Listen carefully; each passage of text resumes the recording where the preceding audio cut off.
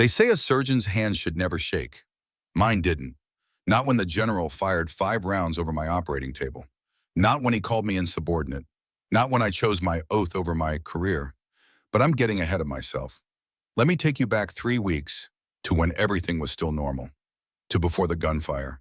To before the choice that would change everything. Camp Harding, Afghanistan, September 2024. The morning sun painted the Hindu Kush Mountains in shades of orange and gold as I walked across the compound toward the field hospital. 28 years old, 3 combat tours under my belt, and I still got chills every time I saw those mountains. Something about the way the light hit the peaks reminded me that beauty and danger could exist in the same breath. My name is Cassidy Brennan. Most people call me Cass. The soldiers here call me Doc. I was small for a combat surgeon, 5'3" in my boots, red hair usually tied back in a regulation bun, freckles that made me look younger than I was. My father used to joke that I got my mother's Irish looks and his stubborn streak. He'd been right about both. The field hospital was a marvel of organized chaos. Modular tents connected by canvas corridors, state-of-the-art equipment packed into spaces that would make a civilian ER director weep. We'd set up shop at Camp Harding 6 months ago, turning what had been a forward operating base into a regional trauma center. Our job was simple: keep wounded soldiers alive long enough to get them to Landstuhl or Walter Reed. Simple, not easy. Captain Rachel Kovacs met me at the entrance, her dark eyes already showing the fatigue that came with a night shift in a combat zone. Rachel was built like the Army Ranger she'd been before cross-training as a nurse. Broad shoulders, capable hands, and a no-nonsense attitude that I appreciated. "Morning, Doc," she said, falling into step beside me. "Quiet night, only 2 cases, shrapnel removal and a broken tibia from a training accident." "Too quiet," I replied. "Makes me nervous." Rachel laughed. "You're starting to sound like Bull." Sergeant Major Thomas Briggs Bull, to everyone who'd served with him for more than a week, was our senior NCO and the unofficial heart of Camp Harding. 58 years old, built like a refrigerator, with a gray crew cut and a face that had seen 3 decades of combat. He'd been everywhere the Army had gone since the first Gulf War, and he had the scars to prove it. I found him in the pre-op area reviewing supply inventories on a tablet that looked comically small in his massive hands.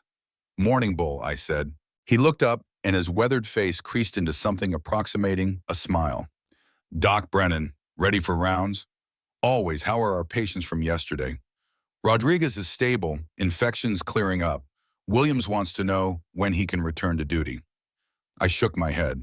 Private Williams had been caught in a fuel fire 2 weeks ago, 2nd and 3rd degree burns across 40% of his body. The kid was tough, probably too tough for his own good. "Tell Williams he's looking at another month minimum. I don't care how bored he is." Bull made a note.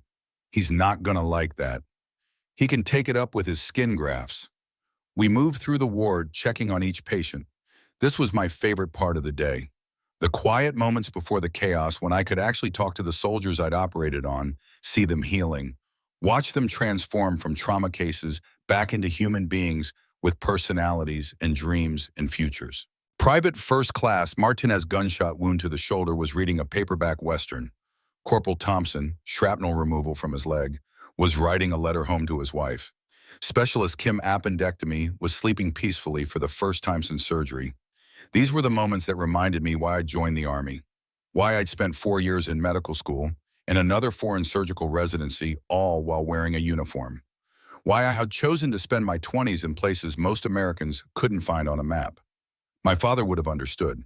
Staff Sergeant Thomas Brennan, Special Forces medic, killed in action during the Battle of Mogadishu, October 3, 1993. I was born 8 months later. My mother said I had his eyes, the same green that could look calm even in a crisis. I'd grown up on stories of his courage, how he'd stayed behind with 6 critically wounded Rangers when the extraction helicopters couldn't land, how he'd held pressure on a chest wound for 40 minutes until the Blackhawks could return, how he'd died saving men he'd met only hours before. Some kids grow up wanting to be like their parents. I grew up trying to live up to a legend. "Doc," I turned. Dr. Marcus Webb, my deputy surgeon, stood in the doorway. Marcus was 38, balding with nervous energy that made him talk too fast and second-guess his decisions. But his hands were steady when it counted, and he cared deeply about his patients. That mattered more than confidence. "We've got incoming," Marcus said. "Convoy hit an IED about 20 clicks out. Multiple casualties. ETA 15 minutes." The peaceful morning evaporated. "How many?" I asked, already moving toward the trauma bay. "4 confirmed, possibly more." I raised my voice. "Rachel, get teams prepped. Marcus, I want fresh blood ready in both operating rooms on standby. Bull clear the trauma bay and get me our best corpsman." The field hospital transformed. Staff members appeared from everywhere, moving with the practiced efficiency of people who'd done this dance dozens of times. Equipment carts rolled into position. Surgical instruments appeared on sterile trays. The 2 operating rooms hummed to life. This was what we trained for, what we lived for if we were being honest. The adrenaline, the clarity of purpose, the knowledge that in the next few minutes our skills would mean the difference between life and death. The first helicopter touched down 12 minutes later. The crew chief jumped out first, shouting over the rotor wash. 3 urgent, 1 priority. In military medical terminology, that meant 3 soldiers who needed immediate surgery and 1 who could wait. Maybe. The litters came off fast. First patient, massive leg wound, arterial bleeding, already 3 units of blood into him. Second patient, abdominal trauma, rigid belly, probably internal bleeding. Third patient, chest wound, sucking sound with each breath, tension. Pneumothorax. I went to the chest wound. Time mattered most there. The soldier was young, maybe 19, with the pale, clammy skin that meant shock. His name tape read Rodriguez. Someone had already put a chest seal over the wound, but I could hear the flutter of air escaping with each labored breath. "Rodriguez, I'm Doc Brennan. You're at Camp Harding. We're going to take care of you." His eyes found mine, terrified but trusting. "Needle decompression," I said calmly. "Rachel, 14 gauge, second intercostal space, mid-clavicular line."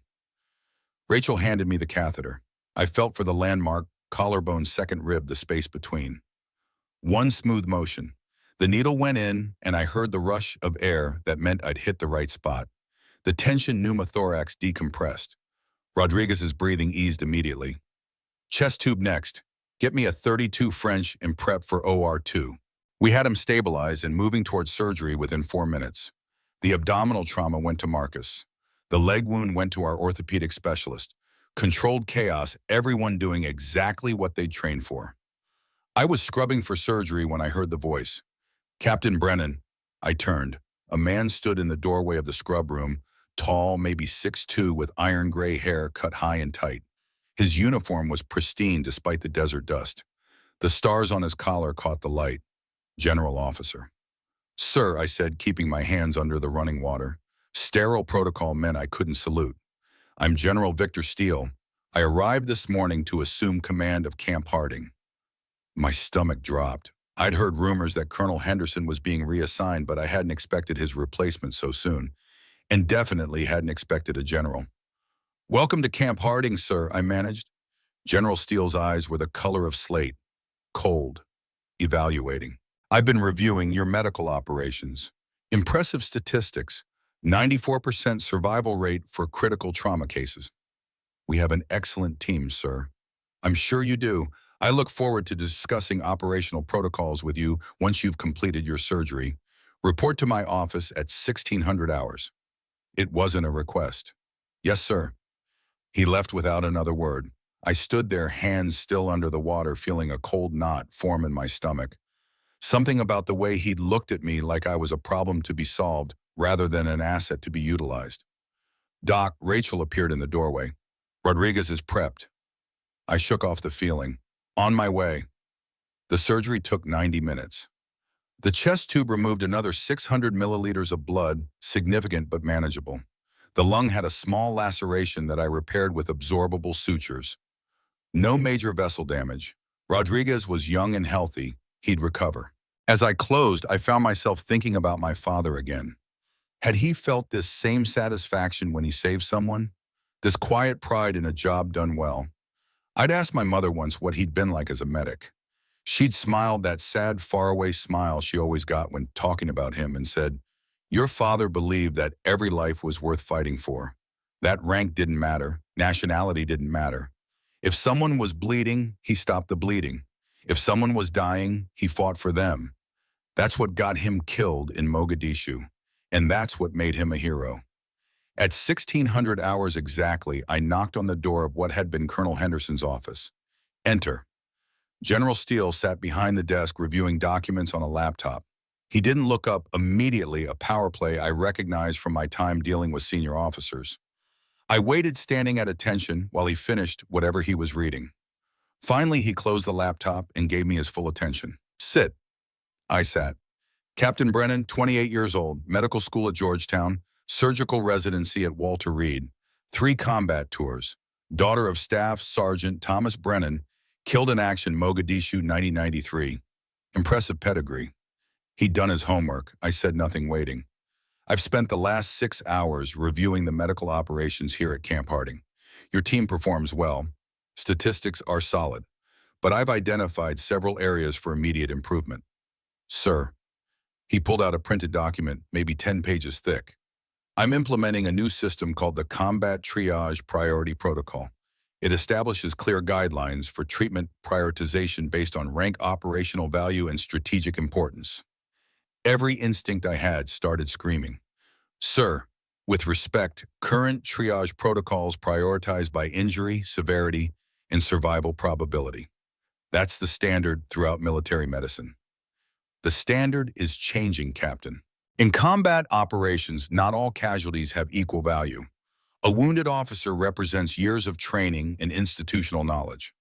A wounded enlisted soldier can be replaced in months. My protocol reflects that reality. I kept my voice carefully neutral. Sir, medical ethics require that we treat all patients equally, regardless of rank. The Hippocratic Oath is a civilian concept, Steele interrupted. This is the military, Captain. We operate under different rules. Discipline requires order. An order requires hierarchy. My protocol establishes that hierarchy in medical operations. Sir, I have 18 months of field data showing that injury-based triage produces 40% better survival outcomes across all ranks. When we prioritize by medical need rather than rank, we save more lives. Enough, his voice was sharp. I'm not debating medical philosophy with you, Captain. I'm giving you a direct order. This protocol will be implemented immediately. You'll brief your staff tomorrow morning. Is that clear? I met his eyes, saw the steel there, the absolute certainty that he was right and I was wrong. Crystal clear, sir. Good. Dismissed. I stood, saluted, and left. My hands were shaking not from fear, but from anger. I'd just been ordered to violate the fundamental principles of medical ethics, to choose who lived and died based on how many stripes they wore instead of how badly they were hurt. I found Colonel Daniel Reeves in the small office he used when visiting Camp Harding. Reeves was 66 years old, technically retired, but he spent 6 months a year as a consultant to forward medical units. He'd been my mentor since my residency days. The surgeon who taught me that technical skill mattered less than moral courage. He was tall and lean with white hair and the kind of weathered face that came from decades in the sun. He walked with a slight limp from an old injury, though he never talked about where he'd gotten it.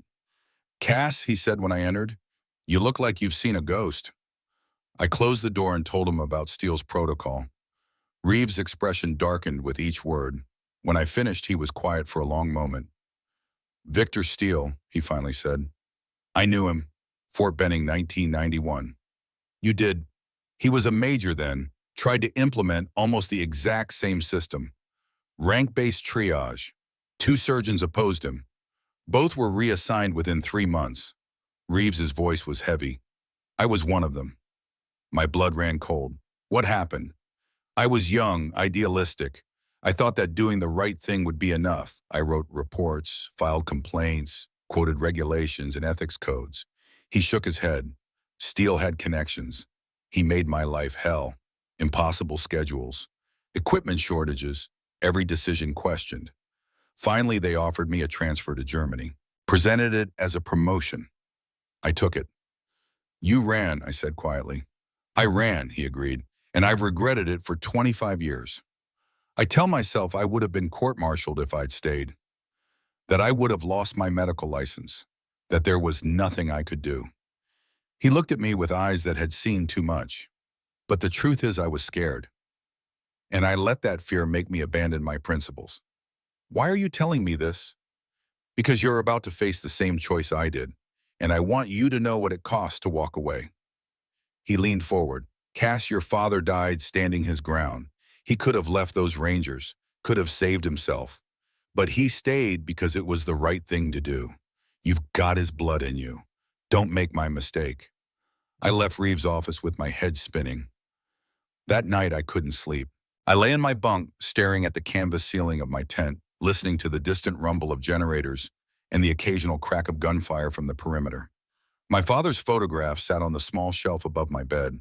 He was 26 in that picture, wearing his Special Forces beret, grinning at the camera with the kind of confidence that came from knowing exactly who you were and what you stood for. What would he do? I already knew the answer. He'd do his job. He'd treat every patient the same. He'd let his conscience guide his hands instead of some general's misguided protocol. And if that got him killed, at least he'd die knowing he'd done the right thing. The next morning, General Steele held a briefing for all medical personnel. 36 doctors, nurses, and corpsmen packed into the conference tent while he outlined his new protocol in detail. Officers and senior NCOs would receive priority for advanced treatments. Junior enlisted would get basic stabilization unless resources were abundant. Local nationals would receive minimal care only. I watched my team's faces as he spoke. Shock, disbelief, anger carefully hidden behind military discipline. When Steele asked if there were questions, I raised my hand. Captain Brennan, he acknowledged. I stood. Sir, this protocol directly contradicts Army Regulation 43, which establishes medical treatment priorities based on clinical factors, not rank. It also violates Department of Defense Directive 6004 regarding equal treatment of all beneficiaries. And most importantly, it conflicts with international humanitarian law under the Geneva Conventions. The room went dead silent. Steele's jaw tightened. Captain, I'm aware of all relevant regulations. My protocol operates within legal boundaries while establishing operational priorities that reflect military reality. Sir, with respect, medical reality doesn't recognize rank. A severed artery bleeds the same whether it belongs to a private or a colonel. A sucking chest wound kills just as fast regardless of the name tape above it. Are you refusing to implement this protocol, Captain? Every eye in the room was on me. I could feel the weight of their attention. The fear, the hope, the question of whether I'd actually stand my ground. I thought about my father, about Reeves and his 25 years of regret, about every patient I'd ever treated and the oath I'd sworn when I became a doctor. I'm expressing concern about implementing a protocol that could result in preventable deaths, sir. I'm requesting time to review it with legal counsel and medical ethics. Request denied. This protocol is effective immediately. You will comply or you will be replaced. Do I make myself clear? Crystal clear, sir. But we both knew what I meant, what I wasn't saying. That I'd comply with the letter of his order while finding every possible way around the spirit of it. The meeting ended. My team filed out in silence. Rachel caught my eye as she passed. Her expression said everything. We're with you, Doc, whatever happens. That afternoon, everything went to hell. A fuel truck exploded during a convoy resupply operation. 4 soldiers were caught in the blast. The worst case was Private Nathan Williams, barely 19 years old, 60% of his body covered in second and third-degree burns. Williams arrived screaming. Burns that severe produced pain beyond anything most people can imagine. His uniform had melted into his skin. The smell was horrific, burned flesh and diesel fuel and chemicals. I assessed him quickly, critical but savable with proper treatment. He needed silver sulfadiazine cream specialized burn dressings, aggressive fluid resuscitation, and probably skin grafts down the line. Get me the burn treatment kit, I told Rachel, and put in a requisition for advanced burn supplies from the main hospital. Rachel moved fast, but 15 minutes later she returned empty-handed and pale. Doc, the requisition was denied. What by who? General Steele personally. He said advanced burn supplies are reserved for senior personnel in critical operations. Williams doesn't qualify. I felt rage rising in my throat. Get Steele on the radio now. Already tried. He's in a command meeting. Won't be available for 2 hours. 2 hours. Williams might not have 2 hours. Even if he did, every minute of delay increased his risk of infection, increased the depth of his burns, decreased his chances of keeping his limbs. I looked at the kid on the table, looked at his terrified eyes behind the pain, looked at the burns that were quite literally cooking his tissue, even now. Then I looked at my team. We improvise, I said. Rachel, get me the basic first aid supplies, gauze, saline, antibiotics. Marcus, I need you to calculate fluid resuscitation using the Parkland formula. Bull, I need honey from the mess hall. Honey, Marcus looked confused. Ancient Bedouin burn treatment. Natural antibacterial properties. We used it in Desert Storm when supplies ran short. I started cutting away Williams's charred uniform. Colonel Reeves taught me this. If we can't have modern medicine, we'll use old school field medicine. This kid's not dying on my watch. For the next 3 hours, I used every field expedient technique I'd ever learned. Honey mixed with antibiotic ointment created a makeshift antibacterial barrier. Saline-soaked gauze controlled the weeping. Careful escherotomy, surgical release of burned tissue prevented compartment syndrome. Aggressive fluid replacement prevented shock. It wasn't pretty, it wasn't by the book, but it worked. By the time General Steele arrived at the medical tent, Williams was stable. Still critical, still in terrible pain, but alive and with decent odds of keeping all his limbs. Steele surveyed the scene, the improvised dressings, the calculations scrawled on a whiteboard, and the exhausted medical team. His eyes landed on me. Captain Brennan, a word, outside. I followed him into the Afghan sunlight. He walked far enough that no one else could hear, then turned to face me. You violated supply chain protocols, he said coldly. I saved a soldier's life with available materials, sir. You deliberately circumvented my authority. I provided emergency medical care to a critical patient when requested supplies were unavailable, sir. That's my job. We stared at each other, two people who fundamentally disagreed about what mattered more, order or life. You're walking a very thin line, Captain. I understand that, sir. Do you? Because from where I'm standing, you seem to think your medical degree gives you authority to ignore direct orders, to undermine command decisions, to place your personal ethics above military discipline. Sir, I place patient welfare above everything else. That's what my oath requires. Your oath, he said, and there was contempt in his voice now, is meaningless in combat. Out here, the only thing that matters is the mission. And my job is to ensure this unit operates with maximum efficiency and discipline. And my job is to ensure wounded soldiers don't die because of bureaucratic protocols, sir. His face flushed red. For a moment, I thought he might actually strike me, but he controlled himself with visible effort. You'll report to my office at 2100 hours for a formal counseling session. Bring your service record. We're going to discuss your future in this man's army. He walked away. I stood there in the sun, feeling my heart hammering in my chest, knowing I'd just crossed a line I couldn't uncross. Bull found me 10 minutes later, standing outside the medical tent, staring at nothing. Doc, he said quietly, we need to talk, somewhere private. We walked to the communications bunker, concrete walls that blocked sound and provided real privacy. I was Steele's senior NCO, Bull said without preamble. Ramadi, 2007, 3rd Infantry Division. I blinked. You served with him for 8 months, worst 8 months of my career. Bull's face was grim. We had a situation, firefight in a residential area. Several Iraqi children got caught in the crossfire. 3 were critically wounded. My stomach nodded. Our medics started treating them, Bull continued. Standard medical protocol, treat whoever's most critical. Then Steele ordered them to stop. Said the kids weren't our responsibility. Said we needed to save our supplies for American casualties. What happened? Young corpsman named Davis disobeyed, kept working, saved all 3 kids. Bull's voice was flat. Steele had him court-martialed. Article 92, failure to obey a direct order. The charges were eventually dropped. JAG said the order violated international law, but Davis's career was over. Steele made sure of that. Why are you telling me this? Because Steele's been doing this for 15 years, Doc. He's got connections at the Pentagon. He's got a reputation as a results-oriented commander who doesn't tolerate insubordination. And he's destroyed the career of every medical officer who's ever challenged him. Bull met my eyes. I respect what you did today, Williams is alive because of you, but you need to understand what you're up against. I understand. Do you? Because this isn't about being right, Doc. It's about power. And in that fight, a captain doesn't beat a general. I thought about that evening as I prepared for my meeting with Steele. Thought about Corman Davis and the two surgeons from Fort Benning. Thought about Colonel Reeves and his 25 years of regret. Thought about my father dying in Mogadishu because he refused to leave wounded Rangers behind.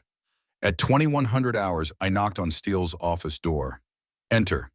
He sat behind his desk, a thin folder open in front of him. My service record, I assumed. He gestured to the chair across from him. Captain Brennan, please sit. I sat. He steepled his fingers and studied me for a long moment. I've been reviewing your record. Georgetown Medical School, top 10% of your class. Surgical residency at Walter Reed, again, top-tier performance. 3 combat tours with exceptional ratings. On paper, you're an outstanding officer. Thank you, sir. On paper, he repeated. But leadership isn't about technical skill.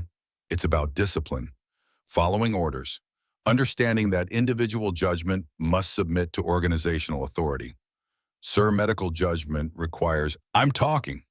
His voice cracked like a whip. You will listen. I closed my mouth. Today you violated direct orders regarding the supply allocation. You improvised treatments without authorization. You deliberately undermined the protocol I established. He leaned forward. I'm placing a formal reprimand in your record. Insubordination and failure to follow established procedures. He slid a document across the desk. I read it. The language was carefully crafted, nothing technically inaccurate, but framed in the worst possible light. It painted me as arrogant, insubordinate, and careless with military resources. This is your final warning, Steele said. The next violation will result in court-martial proceedings. Do you understand, Ushayahan? I understand that you're threatening me for saving a soldier's life, sir. I'm correcting an officer who believes her personal ethics supersede military authority. My ethics aren't personal, sir. They're professional, medical, and they don't recognize rank when someone's bleeding. His eyes went cold. Sign the counseling statement. I signed. What choice did I have? But we both knew this wasn't over. As I left his office, I found Colonel Reeves waiting outside. How bad? He asked. Formal reprimand. Threat of court-martial if I step out of line again. Reeves nodded slowly. It's starting. Same way it started with me. We walked together through the quiet camp. The stars overhead were brilliant in the clear desert air, the same stars soldiers had looked up at for thousands of years when facing impossible choices. There's something else you should know, Reeves said, about your father. I stopped walking. What about him? Mogadishu, October 1993. I was there. Not in the city, I was at the field hospital handling casualties. His voice was soft. 6 Rangers came in. Your father had kept them alive for 40 minutes under fire. Chest compressions, pressure, dressings, airway management, everything right by the book. He'd used every piece of equipment he had, and when he ran out, he improvised, just like you did today. My throat tightened. The Rangers told us he could have left, Reeves continued. The first helicopter had room for him, but he wouldn't leave the wounded. Stayed with them, even though he knew he probably wouldn't make it out. Reeves looked at me. Command tried to discipline him posthumously, said he violated orders by staying behind, but the Rangers raised hell, made sure he got the Silver Star instead. I never knew that. Your mother didn't want you to know about the discipline attempt. She wanted you to remember him as a hero, not as someone punished for doing the right thing. Reeves's hand settled on my shoulder. But you're old enough now to know the truth. Your father faced the same choice you're facing, and he chose his conscience over his career. That's what got him killed, and that's what made him a legend. That night, I lay awake again, staring at my father's photograph, wondering if I had his courage, wondering if I was ready to pay the price he'd paid. I didn't know then that the real test was coming, that in just 3 days I'd face a choice that would make today's confrontation look like a training exercise.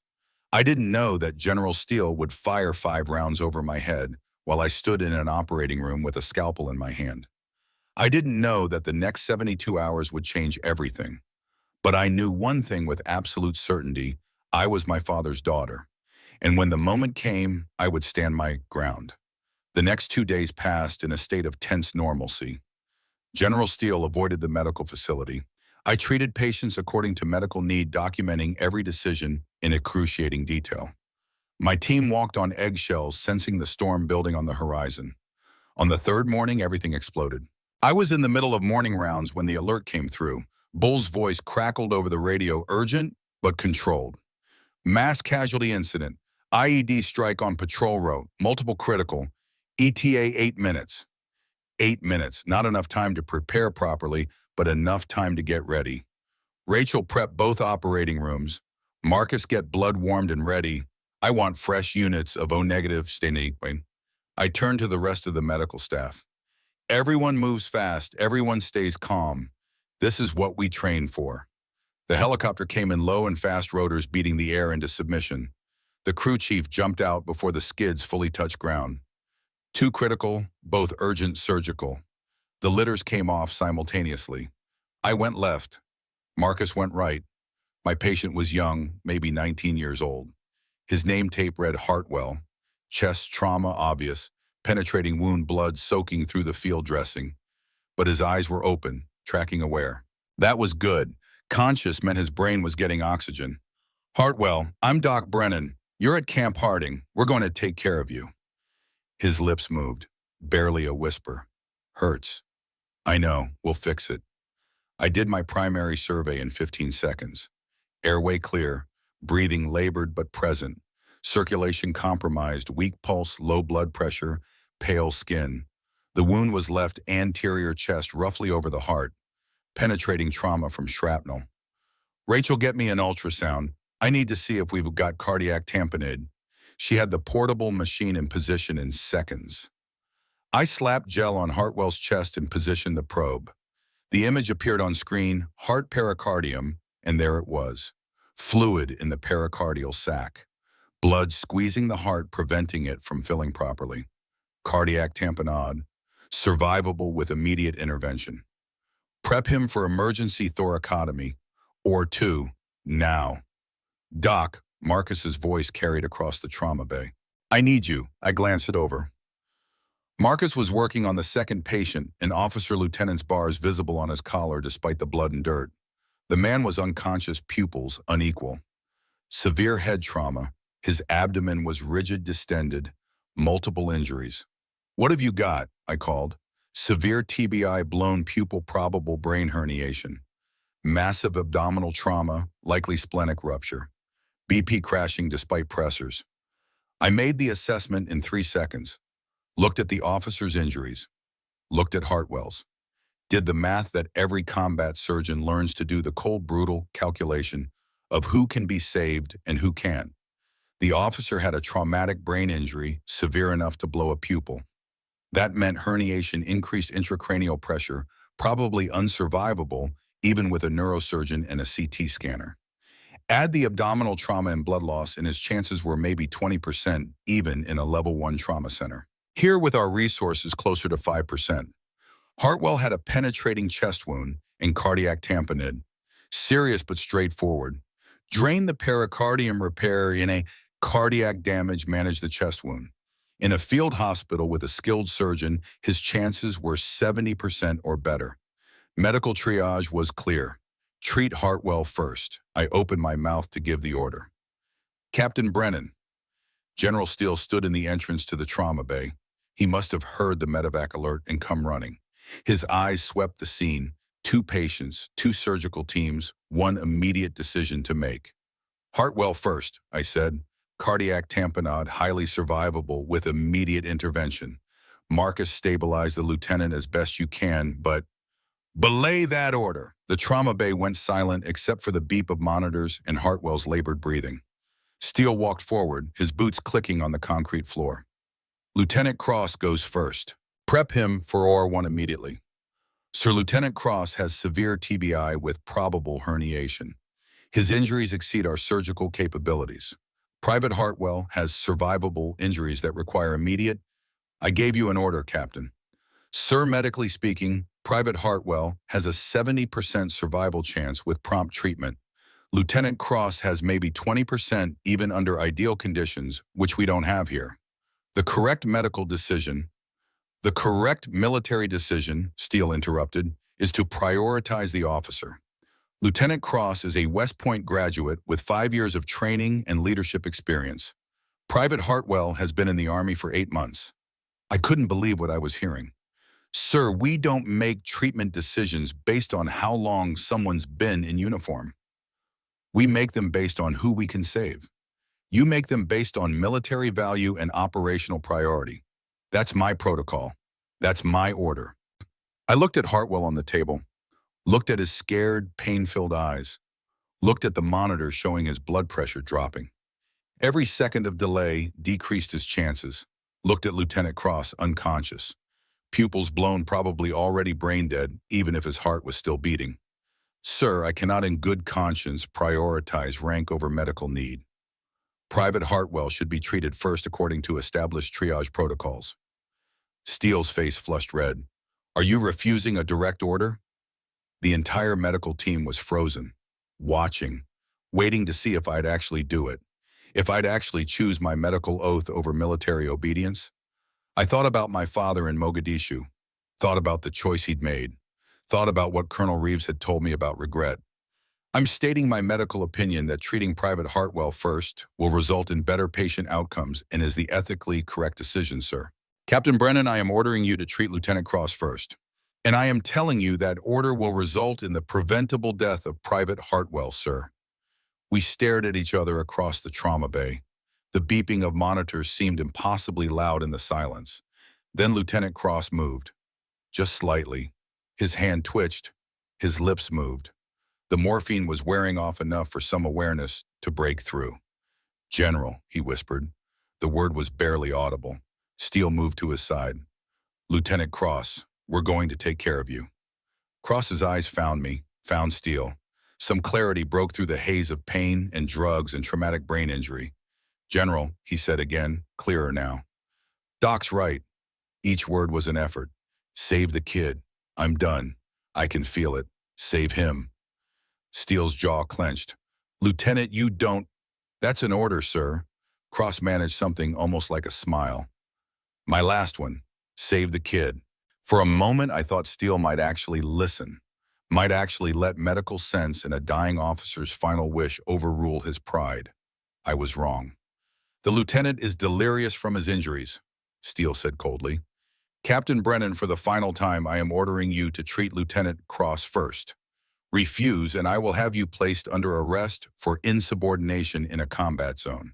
I looked at Rachel, at Marcus, at Bull standing in the corner, his phone out pointed toward us, at my entire team watching to see what I would do. Looked at Hartwell, his blood pressure dropping, his life slipping away with every wasted second. Looked at my father's face in my memory, saw him in Mogadishu choosing to stay with the wounded even though it meant dying. I cannot comply with that order, sir. Private Hartwell requires immediate surgical intervention, and I'm beginning his thoracotomy now. I turned to the table, picked up my scalpel, and began marking the incision site on Hartwell's chest. What happened next occurred so fast that my brain barely had time to process it. Steele's hand went to his hip, to the M9 Beretta holstered there. He drew the weapon. Rachel screamed. Marcus dove behind a supply cart. Corpsmen scattered. Steele pointed the pistol at the ceiling and fired. Bang, bang, bang, bang, bang. 5 shots in rapid succession. The noise in the enclosed space was absolutely deafening. My ears rang. Hartwell cried out in terror on the table. Someone was sobbing. The smell of gunpowder filled the trauma bay. I hadn't moved. The scalpel was still in my hands, still poised over Hartwell's chest. My hands didn't shake. My breathing stayed steady. I looked up at General Steele with the same calm I'd used to discuss the weather. He stood there, pistol raised, breathing hard, his face flushed with rage and something else. Something that might have been shock at what he'd just done. Slowly, carefully, I set down the scalpel and straightened to face him. Sir, my voice carried across the silent trauma bay, clear and precise. You have just discharged a firearm in a medical facility filled with wounded personnel. That's a violation of Article 128 of the Uniform Code of Military Justice Assault. You've endangered patient lives, violated weapons safety protocols, and demonstrated conduct unbecoming of an officer. Steele's hand trembled slightly. The gun was still pointed at the ceiling. Did that get your attention, Captain? You have my attention, sir. I didn't raise my voice. Didn't need to. Do I have your permission to save this soldier's life? For 10 seconds, nobody moved. Nobody breathed. The only sound was the beeping of monitors and Hartwell's panicked gasps. Then Steele holstered his weapon. Do what you want, Captain. But understand this, you just ended your career. He walked out. The door slammed behind him. The trauma bay erupted. Rachel rushed to check on Hartwell. Marcus came out from behind the supply cart, pale and shaking. Other staff members were crying, hugging each other, trying to process what had just happened. Everyone calm down, I said, and my voice cut through the chaos like a blade. We have 2 critical patients. One is savable. The other needs comfort care. We're going to do our jobs. Rachel is Hartwell prepped. She nodded, tears streaming down her face, but her hands were steady. Ready, Doc? Then let's save his life. I scrubbed fast, gowned fast, and was at the table in 90 seconds. Picked up the scalpel and made my incision left anterior thoracotomy, 5th intercostal space. The rib spreader went in, the chest cavity opened, and there it was, the pericardium bulging with blood compressing the heart. I made a pericardial window and dark blood poured out, 200 milliliters at least. The heart immediately began beating more effectively. Better perfusion, Rachel reported. BP coming up. I inspected the heart. Found the injury a 2.5 centimeter laceration on the right ventricle. Not arterial, thankfully, but it needed repair immediately. 3-0 Proline, horizontal mattress sutures. Rachel handed me the needle driver. I placed the first suture, careful not to tear the friable heart tissue. Then the second, third, fourth, each one precise, controlled, placed with the same calm I'd felt when Steele fired those shots. The repair took 12 minutes. The bleeding stopped. The heart continued beating strong and regular now that it wasn't being compressed. Chest tube placement, 32 French. I placed the tube, secured it, watched it drain the remaining blood from the chest cavity. Inspected the lung minor laceration, nothing that wouldn't heal on its own. He's stable, I said 90 minutes after beginning the surgery. Get him to recovery and monitor closely. Rachel, excellent work. She nodded, still crying quietly but smiling. You too, Doc. I turned to where Marcus was working on Lieutenant Cross. The officer was intubated now on pressors, but his pupils were still blown and his abdomen was still rigid with internal bleeding. Marcus' status, his face was grim. I've done what I can, but Doc, his ICP is through the roof. He needs a neurosurgeon and equipment we don't have. Stabilize him as best you can, make him comfortable. We'll try to get him to Landstuhl, but I know, Marcus said quietly. I know. I moved across his side, looked down at the young officer who'd used his dying breath to tell his commander to save someone else, who'd shown more leadership in 5 whispered words than Steele had in his entire career. Lieutenant, I said softly, I'm going to do everything I can for you. You hear me? Everything. His eyes flickered open briefly. Found mine. He couldn't speak around the breathing tube, but I saw understanding there, saw acceptance, saw peace. Marcus and I worked on him for another 90 minutes. Did everything our training and equipment allowed. But there are some injuries you can't fix in a field hospital. Some damage too severe for any surgeon to repair. Lieutenant Austin Cross died at 1847 hours. We called it after 30 minutes of resuscitation attempts that we all knew were futile. I stood there looking at his body, feeling the weight of it. Not guilt, I'd made the right medical call and I'd stand by it. But grief, for a young officer who deserved better. For a West Point graduate who died because his commander valued rank over medical reality. Doc Bull's voice quiet behind me. We need to talk. Now, somewhere private. I followed him to the communications bunker. He closed the door, pulled out his phone, and turned the screen toward me. Video, crystal clear. Audio perfect. It showed the entire confrontation. Showed me stating my medical opinion. Showed Steele drawing his weapon. Showed the 5 shots fired. Showed me standing calm with a scalpel in my hand saying, You have my attention, sir. Do I have your permission to save this soldier's life? I recorded everything, Bull said. From the moment Steele walked in until he walked out. I've already encrypted it and sent copies to 3 separate secure locations. Bull, Boyan, no Doc, listen to me. His voice was hard. I watched Steele destroy Corman Davis in Ramadi. Watched him ruin 2 surgeons at Fort Benning. I'm not watching him destroy you. This video proves assault, proves weapons violations, proves he's unfit for command. If you release this, it could save your career and end his. That's what it could do. He met my eyes. I already sent a copy to Colonel Patterson at Regional Command. She'll have it within the hour. You what? Someone had to do the right thing, Doc. Might as well be me. I've got 32 years in. I can retire tomorrow. You've got your whole career ahead of you. He smiled grimly. Besides, I owe you. You saved Williams when you could have let him suffer. You saved Hartwell when you could have followed orders. Someone needs to save you. Before I could respond, the door opened. Colonel Reeves stood there, his face pale. Hess, I heard what happened. Are you? I'm fine. Fine. He looked at me like I was insane. A general just fired a weapon at you in an operating room. You're not fine. He fired at the ceiling, not at me, and I completed the surgery. Hartwell's going to make it. Reeves stared at me for a long moment. Then he laughed a short, sharp sound with no humor in it.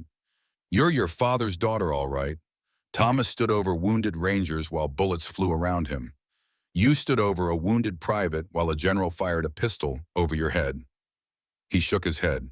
I don't know whether to be proud or terrified. Be proud, Bull said. She did what was right.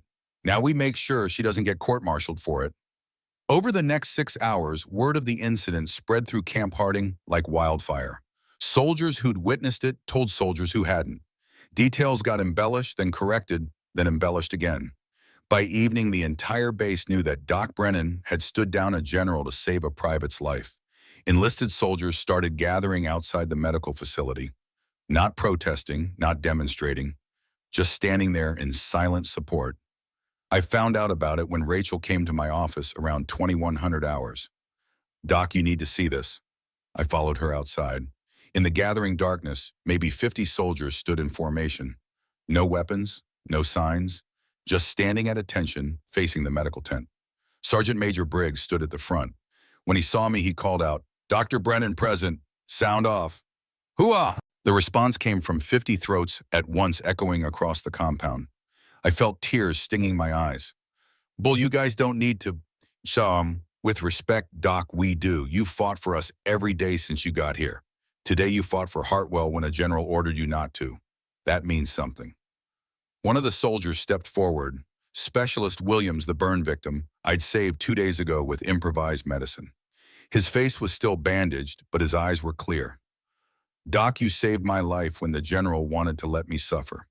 You did it again today for Hartwell. Every soldier here knows you'd do the same for any of us. He came to attention and saluted. Thank you, ma'am. The other soldiers saluted in unison. I returned the salute, blinking back tears, unable to speak.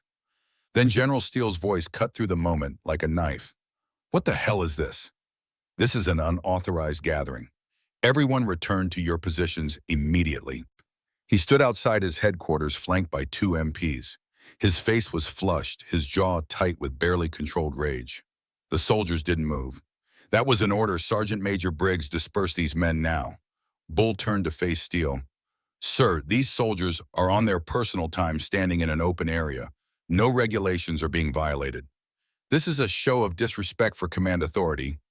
With respect, sir, Bull interrupted. This is a show of respect for Doc Brennan. There's a difference. For a moment, I thought Steele would explode again, would do something even more reckless than firing a weapon in a medical facility. Instead, he pointed at me. Captain Brennan, you are confined to quarters pending court-martial proceedings. MPs escort her.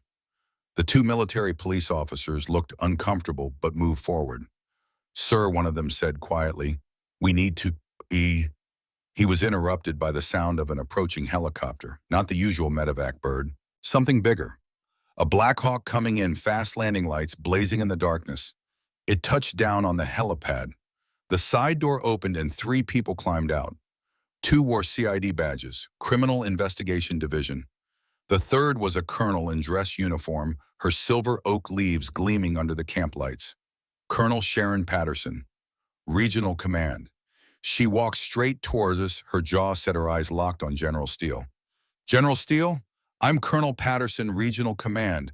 I'm here to inform you that you are suspended from command, effective immediately pending investigation of multiple violations of the Uniform Code of Military Justice. Steele's face went white. On what authority? On the authority of video evidence showing you discharging a weapon in a medical facility while threatening medical personnel. Article 128, assault. Article 134, conduct unbecoming. Article 92, dereliction of duty. Patterson's voice was cold steel. You will surrender your sidearm and accompany these CID investigators for questioning. Failure to cooperate will result in additional charges of obstruction. This is a witch hunt. Captain Brennan deliberately undermined my authority, violated my orders. General Steele, Patterson stepped closer, and despite being 6 inches shorter, she somehow seemed to tower over him. I've reviewed the video evidence. I've reviewed your service record, including sealed incidents from Ramadi and Fort Benning. And I've spoken with the Pentagon. Your career is over. The only question now is whether you cooperate with this investigation or make it worse for yourself. One of the CID investigators stepped forward. Sir, we need your weapon and your identification. Steele looked around, at the soldiers still standing in formation, at the medical staff watching from the trauma bay entrance, at me standing there with my hands at my sides, meeting his eyes without flinching. Slowly, he unholstered his M9 and handed it over. Patterson turned to me. Captain Brennan, I need you to come with me for a statement. You're not under investigation, you're a witness. But I need your account of today's events. Yes, ma'am. As I walked toward the headquarters building, soldiers reached out to touch my shoulder, my arm. Quiet gestures of support. Bull gave me a nod that said, everything you did good, Doc. You did right. Colonel Reeves fell into step beside me. I'm coming with you as her mentor and as a witness to Steele's pattern of behavior. Patterson nodded. I was hoping you'd say that, Colonel.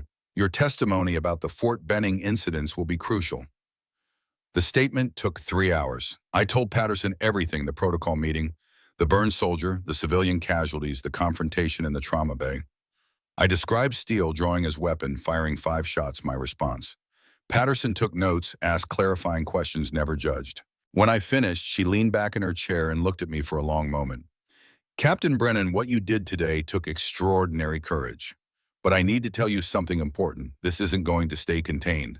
Someone leaked this story to the press. It's already on CNN and Fox News.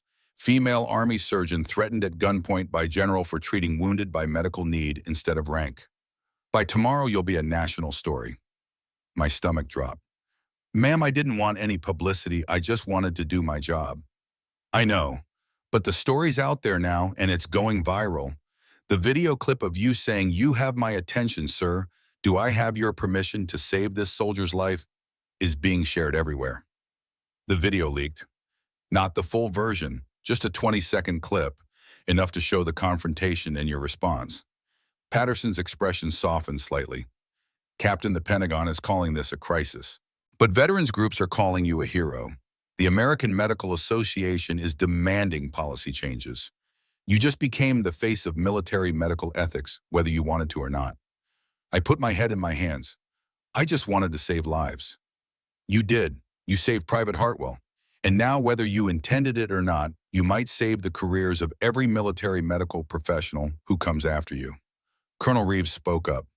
Colonel Patterson, what happens now? General Steele will face court-martial. That's non-negotiable. The evidence is overwhelming. But there are bigger questions at stake. The Pentagon is already forming a working group to review medical protocols in combat zones. They want Captain Brennan to testify before Congress. Congress, I looked up. Ma'am, I'm just a surgeon. I'm not a policy expert or a... You're the surgeon who stood your ground when a general fired a weapon over your head. You're the surgeon who chose medical ethics over career survival. That's exactly who Congress needs to hear from. I spent that night in my quarters, unable to sleep, listening to helicopters coming and going as investigators arrived. My phone was confiscated as standard procedure during an investigation, but Rachel smuggled me her tablet, so I could see the news coverage. It was everywhere, every major news network, every military blog and veterans forum. The headline phrases were all variations of the same thing: doctor under fire, surgeon stands ground against general, medical ethics versus military authority. The video clip had been viewed 10 million times in 6 hours. I watched it once, watched myself standing there with a scalpel in my hand while gunfire echoed around me. Watched my face stay calm, my voice stay level.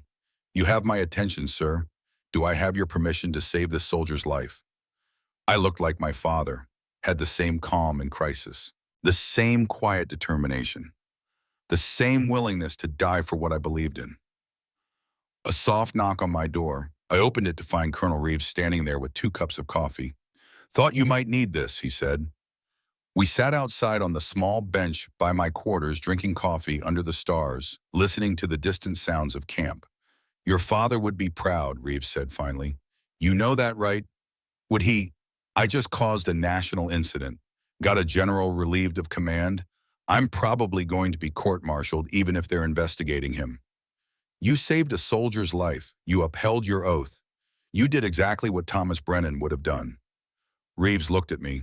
"There's something I never told you about your father's last mission." "What?" "After he died, command wanted to discipline him posthumously. Said he'd violated orders by staying with the wounded. They wanted to deny his Silver Star, maybe even dishonorably discharge him post-mortem to send a message about following orders." I stared at him. "What?" "The Rangers he saved raised hell, threatened to go public, threatened to resign, threatened everything short of mutiny. Eventually, command backed down. Your father got his Silver Star, got full honors, got remembered as a hero."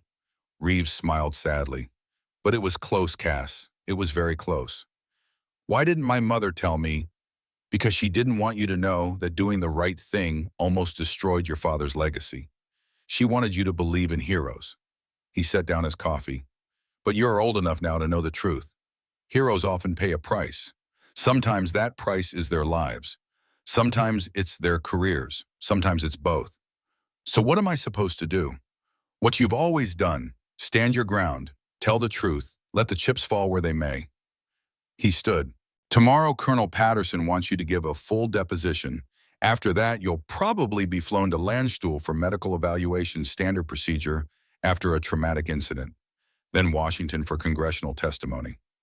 And General Steele, he'll be in custody at Fort Leavenworth within 48 hours. Reeves looked out at the dark mountains. 30 years of service, and it ends because he couldn't accept that medical decisions belong to doctors, not generals. What a waste. After he left, I went to check on Private Hartwell. He was awake, groggy from anesthesia, but stable. The chest tube was draining clear fluid now. His vital signs were solid. He'd live. "Doc." His voice was weak but clear. "Hey, Hartwell, how are you feeling?" "Like I got hit by a truck, but alive." He managed a smile. "I heard what happened, that you stood up to the general, stood up for me. I just did my job." "No, ma'am, you did more than that." His eyes were serious now. "You could have followed orders, could have operated on the lieutenant first. Nobody would have blamed you." "I would have blamed me." He nodded slowly. "My grandfather was in Korea, Chosin Reservoir. He used to tell me stories about the medics there, how they'd stay with the wounded even when the Chinese were overrunning positions, how they'd fight to save every Marine, didn't matter who they were." Hartwell's voice cracked. "He died when I was 12, but he always said the real heroes were the medics, the ones who wouldn't leave people behind." I felt tears stinging my eyes again. "Your grandfather sounds like a good man. He got the Medal of Honor, saved 8 guys before he got shot, kept working even after that until they evacuated him." Hartwell looked at me. "His name was Jack Hartwell. That's who I'm named after." The room seemed to tilt slightly. "Medal of Honor." "Yes, ma'am, I never told anybody here. Didn't want special treatment, you know. Didn't want to be that guy whose grandfather was a hero." He smiled weakly. "But I guess you gave me special treatment anyway, just based on medical need." I sat down hard on the chair beside his bed. All this time I'd been making the right call without even knowing the political implications. Private Hartwell wasn't just any soldier. He was the grandson of a Medal of Honor recipient, which meant that when the press found out, and they would find out the story would become even bigger. The surgeon who stood down a general to save a hero's grandson. Doc, you okay? I looked at this 19-year-old kid who'd almost died because a general valued rank over medical reality, looked at his clear eyes and his grandfather's courage visible in his face. Yeah, I said. Yeah, I'm okay. You rest now. Tomorrow we'll start getting you ready for evacuation to Landstuhl. Will you be there? I don't know Hartwell, but wherever I am, I'll make sure someone's looking after you. That's a promise. As I left the recovery ward, I found Bull waiting outside. Doc, you need to know something. Colonel Patterson just told me. Senator Jack Hartwell Jr. has been informed about his grandson's injury and the circumstances surrounding it. He's the chairman of the Senate Armed Services Committee. Of course he was. He's demanding a full investigation and congressional hearings. This is going to the highest levels, Doc. Pentagon, Congress, maybe even the White House. I leaned against the wall, suddenly exhausted. All I wanted to do was be a surgeon bull. Just fix people. Save lives. I know, but sometimes doing the right thing has bigger consequences than we expect. He put a hand on my shoulder. You saved that kid's life today. Everything else is just noise. But it wasn't just noise.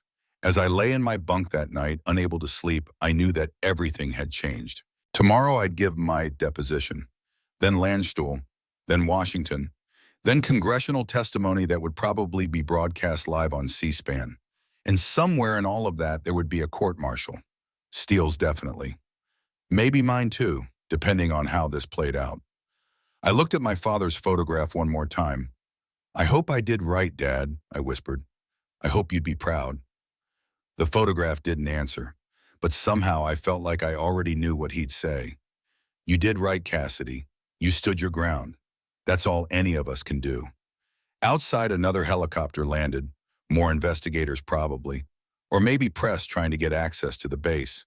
The story was just beginning, and I was at the center of it whether I wanted to be or not. The investigation moved with a speed that suggested someone at the Pentagon was taking this very seriously. Colonel Patterson spent 3 days at Camp Harding interviewing every member of the medical staff, every soldier who'd witnessed the confrontation, and reviewing mountains of documentation. The CID investigators were thorough and professional, treating me like a witness rather than a suspect, which was more than I dared hope for. On the 4th day, I was medevac to Landstuhl Regional Medical Center in Germany for what they called post-incident evaluation. Standard procedure after a traumatic event, they told me. But I knew what it really was getting me out of Afghanistan before the media circus got worse. The flight gave me time to think, time to process what had happened, time to wonder if I'd destroyed my career for one moment of principle.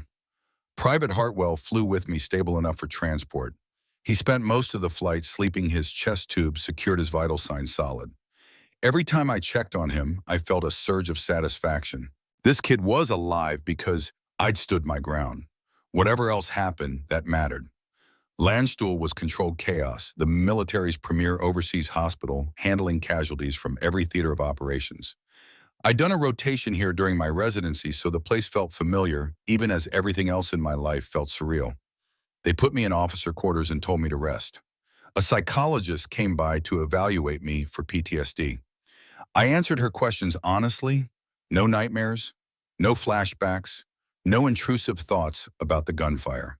My hands still didn't shake. You're remarkably calm for someone who had a weapon discharged near them, she observed. I grew up on stories about my father in combat.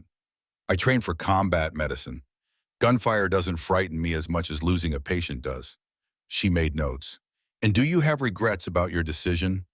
None. I made the correct medical call. I'd make the same decision again. She smiled slightly. That's what I thought you'd say.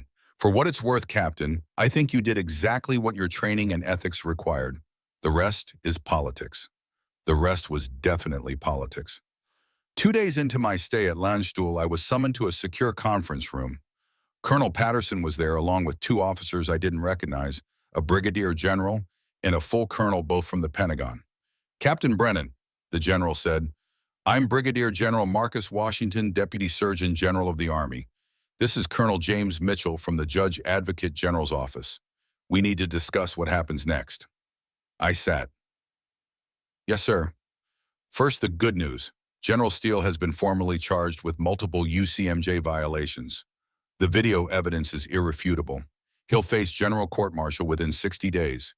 Given the evidence, conviction is all but certain. I felt relief wash over me. And the bad news? The bad news is that your case has become a political firestorm. The press coverage has been relentless. Veterans organizations are demanding policy changes. Medical associations are threatening legal action over military medical protocols. General Washington leaned forward. Captain, you've become a symbol, and the Pentagon needs to manage that carefully. I never wanted to be a symbol, sir. I just wanted to do my job.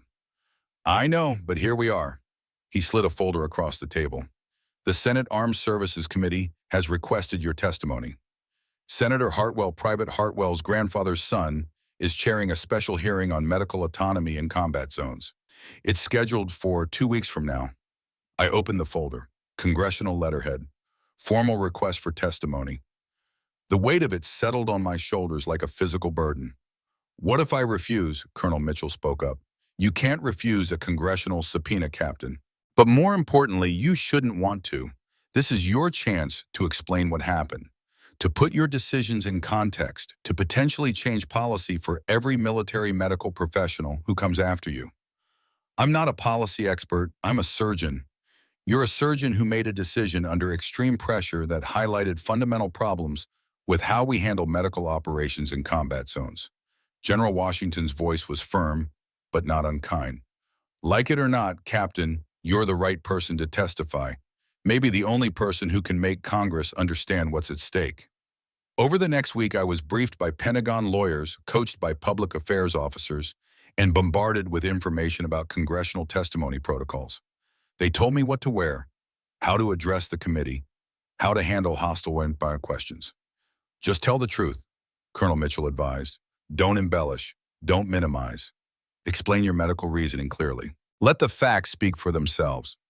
Colonel Reeves flew to Landstuhl to help me prepare. We spent hours reviewing my decisions, walking through the medical reasoning, anticipating questions. They'll try to paint you as insubordinate, he warned, as someone who puts personal ethics above military discipline. You need to be clear that medical ethics aren't personal. They're professional standards backed by law and regulation. What if they ask about Lieutenant Cross, about whether I could have saved him if I'd operated first? You tell them the truth, that Cross's injuries were almost certainly unsurvivable given your resources, that treating him first would have meant losing both patients instead of saving one. That triage is about making the best decision with imperfect information. I nodded, trying to absorb it all. Reeves, did you ever think it would come to this congressional hearing's national news coverage? He smiled. I thought you'd either back down or get court-martialed. I never imagined you'd become a national figure. But then I underestimated you, just like Steele did. The hearing was held in the Dirksen Senate Office Building in Washington, D.C. I flew in 2 days early for final preparations, staying at a hotel near the Pentagon, surrounded by lawyers and public affairs officers who treated me like both an asset and a liability. The night before the hearing, I couldn't sleep. I kept thinking about my father, about whether he'd faced this same kind of pressure in Mogadishu, whether he'd questioned his decisions in those final moments. My phone buzzed, a text from Rachel back at Camp Harding. We're all watching tomorrow, Doc. Make us proud. Another from Bull. Remember, you already won. Hartwell's alive. Everything else is just theater. And one from Marcus Webb. You did the right thing. Don't let them make you doubt that. The morning of the hearing, I put on my dress uniform, made sure every ribbon was straight, every crease perfect, looked at myself in the mirror, and saw my father's eyes looking back at me. Here we go, Dad, I whispered. The hearing room was packed. Senators on the raised dais, press in the gallery, cameras everywhere. I sat at the witness table feeling exposed and small, wishing I was back in a surgical suite where I knew exactly what I was doing. Senator Jack Hartwell Jr. called the hearing to order. He was 76 years old, white-haired, with the bearing of a man who had spent his life in public service. His father's Medal of Honor was framed on the wall behind him.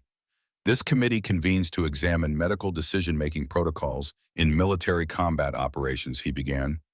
Specifically, we're investigating an incident at Camp Harding, Afghanistan, where a general officer allegedly interfered with medical treatment and discharged a weapon in a medical facility. He looked directly at me. Captain Cassidy Brennan, U.S. Army, will provide testimony regarding these events. Captain, please stand and be sworn in. I stood, raised my right hand, swore to tell the truth. Then I sat and faced the committee that would decide what my story meant. Senator Hartwell spoke first. Captain Brennan, thank you for your service and for appearing today. I want to begin by noting that my grandson, Private Dylan Hartwell, is alive because of your medical expertise and courage. For that, you have my personal gratitude. Thank you, Senator. Now I need you to walk us through the events of September 21st, 2024. Take your time. Tell us what happened. So I did. I described the mass casualty alert, the 2 patients, the medical assessment that told me Hartwell was savable and Cross was not. General Steele's order to prioritize the officer, my refusal based on medical ethics, the 5 gunshots, my decision to proceed with surgery anyway. The room was absolutely silent as I spoke. I kept my voice steady, my account factual, just the truth like Colonel Mitchell had advised. When I finished, Senator Hartwell nodded slowly. Captain, help me understand something. You're a military officer. You took an oath to follow orders, yet you refused a direct order from a general officer. How do you reconcile that? This was the crucial question, the one everything hinged on. Senator, I took 2 oaths. One as an Army officer to support and defend the Constitution and follow the orders of officers appointed over me. Another as a physician to do no harm and treat all patients equally. When those oaths conflict, I have to prioritize the one that deals with life and death. So medical ethics trump military orders. Medical law does, sir. Army Regulation 43 explicitly states that medical personnel have primary authority over clinical decisions. Department of Defense Directive 6003 requires equal treatment of all beneficiaries. And international humanitarian law, under the Geneva Conventions, prohibits discrimination in medical care based on rank or status. I saw several senators making notes. General Steele's order wasn't just ethically wrong, Senator. It was legally wrong. Following it would have violated multiple regulations and resulted in a preventable death. Senator Hartwell leaned back. And the gunfire? Sir General Steele discharged his sidearm 5 times in a medical facility filled with wounded personnel. That's a clear violation of Article 128 of the UCMJ. It endangered patient lives and demonstrated conduct unbecoming of an officer. Another senator spoke up, Senator Patricia Morrison from Texas, known for her support of military leadership. Captain Brennan, I've reviewed your service record. You're an outstanding officer with exceptional ratings, but some might argue that you showed arrogance in assuming you knew better than a general officer with decades of experience. I met her eyes.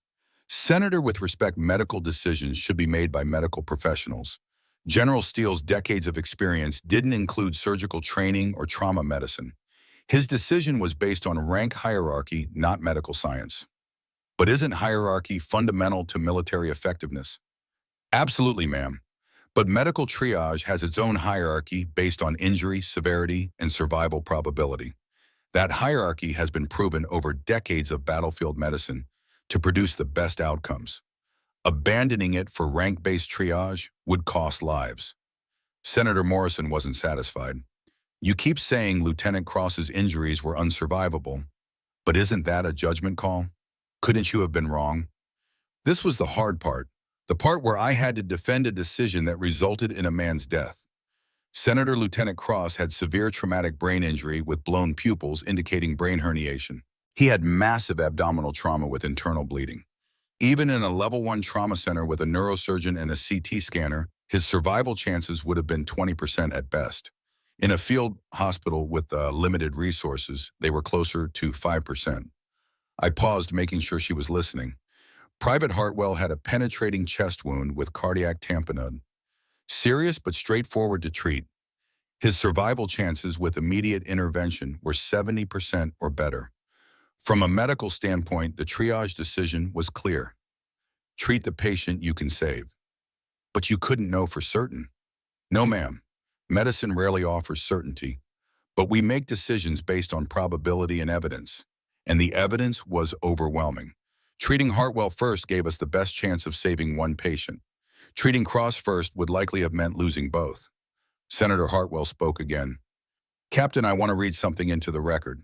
This is from Lieutenant Cross's personnel file, a letter he wrote to his parents 3 weeks before his death.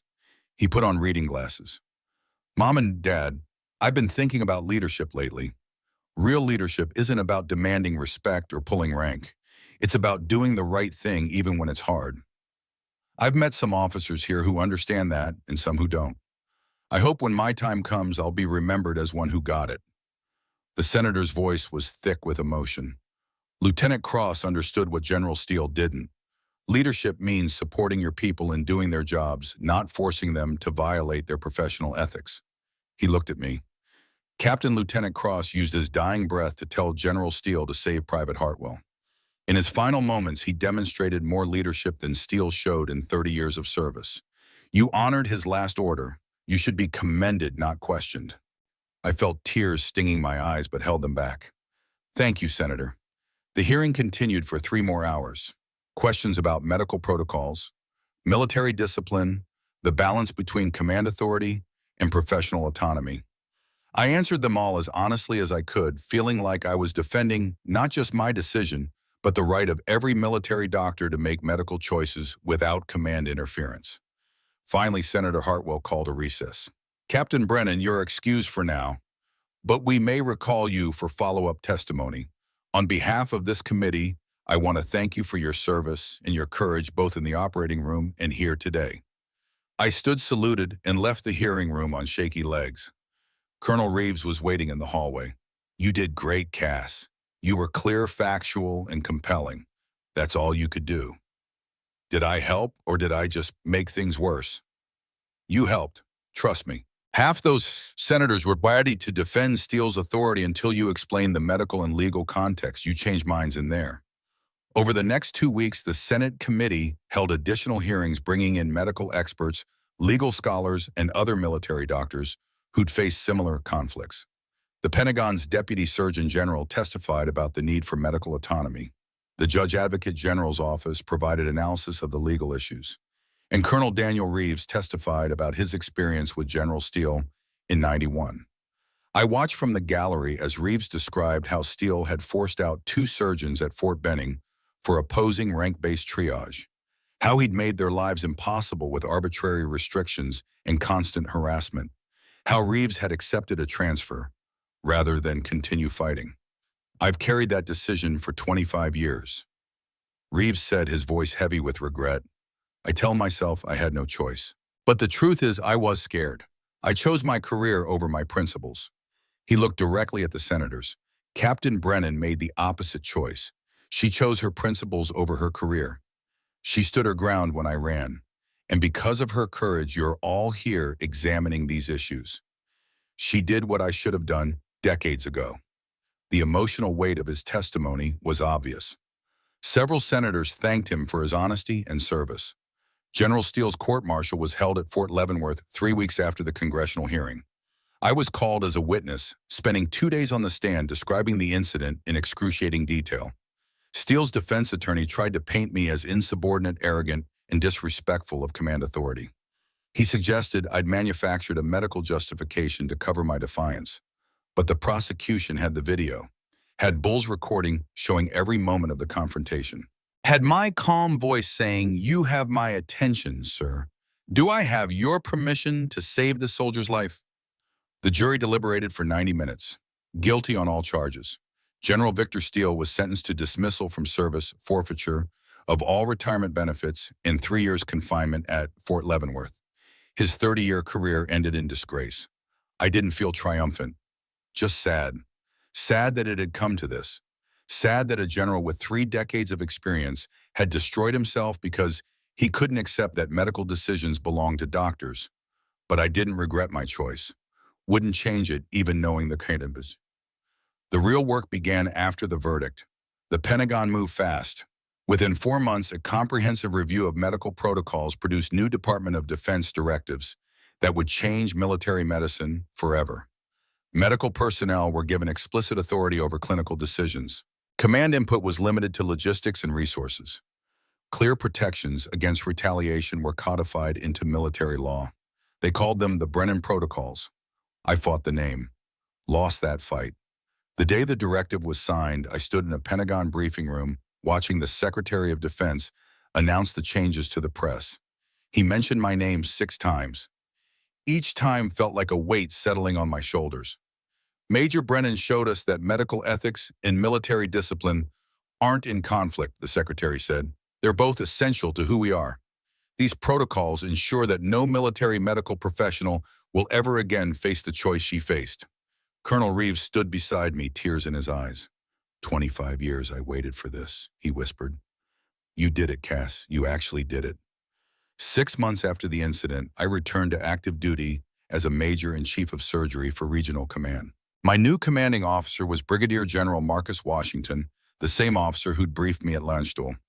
His first words set the tone for everything that followed. Major Brennan, my job is simple. I give you resources and stay out of your way. You're the medical expert. I trust your judgment. If I ever interfere with a medical decision, you have my permission to remind me of General Steele's court-martial. He smiled when he said it, but we both knew he meant every word. The contrast was startling. Under Washington's command, the medical operations flourished. Morale soared. Outcomes improved. We became the model that other field hospitals studied. And every day I worked under protocols that bore my name. Protocols that protected thousands of military doctors from ever facing what I'd faced. That was worth everything. 1 year after the incident, Private Dylan Hartwell walked into my office at Camp Wardell. He was out of uniform, jeans and a t-shirt, but he still moved like a soldier. The chest wound had healed completely. Only a thin scar remained. Doc, he said, I wanted to see you before I ship out. Ship out? You're staying in? Yes, ma'am. I'm going to Fort Sam Houston. Medical training. I'm going to be a combat medic. I felt my throat tighten. Dylan, that's wonderful. It's because of you. He sat down across from my desk. When I was lying on that table bleeding out, I heard everything. Heard the general ordering you to leave me. Heard you refuse.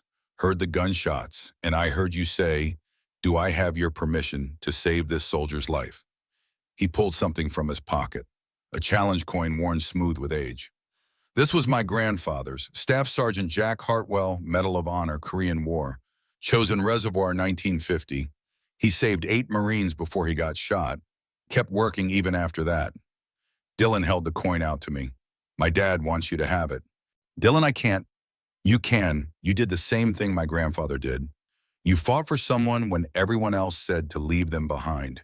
You risked everything. His voice cracked slightly. You didn't even know who I was. Didn't know about my grandfather. You just saw a wounded soldier and made the right call. That's real courage. I took the coin, felt the weight of it, the history. Your grandfather would be proud of you, I said. I hope so, but I'm not doing this for him. Dylan stood. I'm doing it because you showed me what it means to never leave anyone behind, and I want to be that person, the one who stands up when it matters. After he left, I sat there holding the coin, thinking about legacy, about how courage inspires courage, about how one decision can ripple forward through generations. I thought about Lieutenant Austin Cross, too. They'd buried him at Arlington with full military honors. His parents had sent me his West Point ring, the one he'd offered me from his hospital bed, the one that reminded me that good officers understand what matters. I wore that ring on a chain around my neck, carried Hartwell's grandfather's coin in my pocket, reminders of the cost of doing right, and the honor of serving alongside people who understood what service meant. 2 years after the incident, I stood in front of a classroom at Fort Sam Houston looking at 20 fresh-faced Army doctors about to deploy for their first combat tours. They were nervous, eager, scared, exactly like I'd been at their age. You're about to enter an environment where medical decisions have life or death consequences. I told them, where resources are limited and time is critical, where command pressure can be intense. I pulled up the video, the one that had gone viral, the one that showed me standing in a trauma bay with a scalpel in my hand while gunfire echoed around me. They watched in silence, watched me face down General Steele, watched the gun come out, watched me say, you have my attention, sir. Do I have your permission to save this soldier's life? When it ended, a young captain raised her hand. Ma'am, what do we do if we face that kind of pressure? If someone orders us to make a decision we know is wrong, I looked at her, saw myself in her eyes, the same idealism, the same determination, the same fear that principle might not be enough. You remember three things, I said. First, you remember your oath. Not the oath to follow orders, the oath to do no harm. That oath is older than any military regulation, and it's the foundation of everything we do. Second, you remember your training. In the moment of crisis, you won't have time to consult policy manuals or call lawyers. Your training will guide you. Trust it. Medical triage is based on injury, severity, and survival probability for a reason. Those protocols have been proven over decades of battlefield medicine. Follow them. Third, you remember that you're not alone anymore. I gestured to the screen behind me. Every military medical professional now works under the Brennan protocols. You have explicit authority over clinical decisions. You have legal protections against retaliation. You have the full weight of military law behind you. I paused, making sure they heard the next part. But here's what really matters. When you're standing over a patient, when the pressure is overwhelming, when someone is telling you to do something you know is wrong, you focus on the patient. Just the patient, not your career, not the politics, not the general standing behind you, just the human being whose life is in your hands. That's when your hands will be steady. That's when you'll know exactly what to do, because you're a doctor, and doctors save lives. Everything else is just noise. A young lieutenant spoke up. "Ma'am, were you scared?" When the general drew his weapon, I thought about that, really thought about it. "No," I said honestly. In that moment, I wasn't scared. I was completely focused on Private Hartwell, on the surgery I needed to perform, on doing my job. I smiled slightly. The fear came later, when I had time to think about consequences, when I realized I might lose my career, might face court-martial, might end up in prison. But even then, even knowing the cost, I wouldn't change my decision. Because Private Hartwell is alive. He's training to be a medic right now. He's going to save lives because someone gave him the chance to live. That's worth any price. The class was silent for a moment. Then they stood, all 20 of them, and saluted. I returned the salute, blinking back tears. These were the people who would carry the legacy forward, who would face their own impossible choices, who would stand their ground when it mattered. My father would have been proud. 3 years after the incident, on a quiet morning at Camp Wardell, I performed a thoracotomy on a young corporal caught in an IED blast. The procedure was routine by now: chest tube, pericardial, window cardiac repair. My hands moved with practiced confidence. A surgical resident watched from across the table. "Ma'am, can I ask you something?" "Go ahead." "People still talk about what happened, about you and General Steele, about the 5 shots. Do you ever think about that day?" I placed another suture, checked the bleeding, continued working. "Every day," I said, "but not the way you might think. I don't think about the gun or the confrontation or the court-martial. I think about Private Hartwell waking up in recovery, about the look in his eyes when he realized he was going to live. That's what I remember." "They say you're a hero." I shook my head. "I'm not a hero. My father was a hero. He died in Mogadishu saving Rangers he'd just met. He gave his life." I just stood in my ground for a few minutes. "There's a difference. But you risked everything." "I did my job." I looked up at him. "That's all any of us can do. We take our oaths seriously. We follow our training. We put patients first. That's not heroism. That's medicine." We finished the surgery in silence. The corporal stabilized. Another life saved. Another family that wouldn't get the worst phone call of their lives. As I scrubbed out, I caught my reflection in the window. Red hair now touched with gray at the temples. Lines around my eyes from squinting in the Afghan sun. But my hands were still steady. I touched the chain around my neck. Lieutenant Cross's West Point ring hung there warm against my skin. In my pocket, I felt the weight of Staff Sergeant Hartwell's Medal of Honor coin. 2 reminders of the cost of doing right. 2 symbols of the people who understood what mattered. And every day I wore my father's photograph in a locket under my uniform. Staff Sergeant Thomas Brennan, smiling in his Special Forces beret, frozen forever at 26 years old. That night, alone in my quarters, I opened the locket and studied his face. Looked for myself in his features. Found his eyes looking back at me, the same green that stayed calm in crisis. "I did it, Dad," I whispered. "I stood my ground, just like you." And somehow I knew he'd heard me, knew he was proud, knew that the legacy he'd left, the example of courage under fire, the willingness to sacrifice for others, the understanding that some things matter more than career or safety or life itself, had continued through me. The Brennan protocols would protect thousands of military doctors. The policies would save countless lives. The example would inspire generations of medical professionals to stand up for what's right. But more than that, I'd honored my father's memory. I'd proven that his sacrifice wasn't in vain, that the values he died for, integrity, courage, service, were still alive in his daughter. Some people spend their whole lives searching for purpose, for meaning, for the moment that defines who they are. I'd found mine in a trauma bay in Afghanistan, with a scalpel in one hand and my oath in the other, facing down a general who thought rank mattered more than life. And I'd made the only choice I could make, the choice my father would have made, the choice any doctor with integrity would make. I chose the patient. I chose my oath. I chose to stand my ground. And in doing so, I'd changed not just my own life, but the entire system. Had proven that one person standing alone could make a difference. That some things are worth fighting for even when you're outranked and outgunned and facing the end of your career. That integrity matters more than advancement. That courage isn't the absence of fear, it's doing what's right despite the fear. And that some legacies, like my father's, like Lieutenant Cross's, like Staff Sergeant Hartwell's, are worth any price. I closed the locket, set it on my desk beside my father's photograph.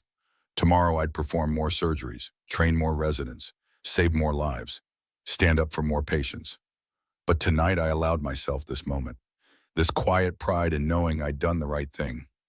This peace that comes from living up to the standards set by those who came before. My hands didn't shake in that trauma bay because they didn't need to. I knew exactly who I was, exactly what mattered, exactly what my father would have wanted me to do. I was Thomas Brennan's daughter, and I would never leave anyone behind.